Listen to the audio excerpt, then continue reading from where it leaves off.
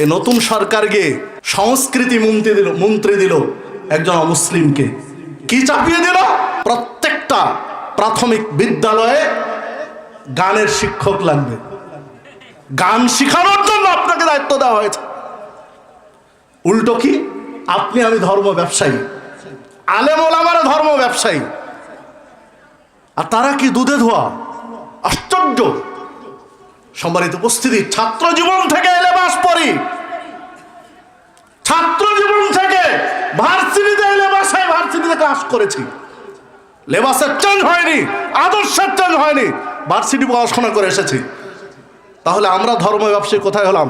যে চেতনা নিয়ে, যে বিশ্বাস নিয়ে পড়াশোনা করেছি, তার উপরে জীবন গঠন করেছি।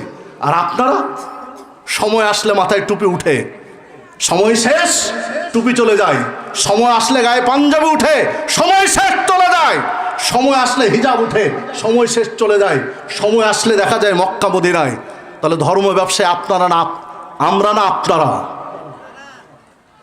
সম্মানিত উপস্থিতি, বলে না চোরের মায়ের বড় গলা? ধর্ম ব্যবসা আপনারা করেন, আমরা নয়। আলেম ওলামা ধর্ম ব্যবসায় করে না, আমরা ধার্মিক, আর ধর্ম ব্যবসায় আপনারা।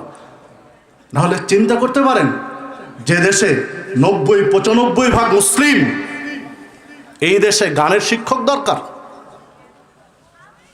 জাতি গঠনের জন্য শিক্ষা ব্যবস্থা কি হওয়া উচিত?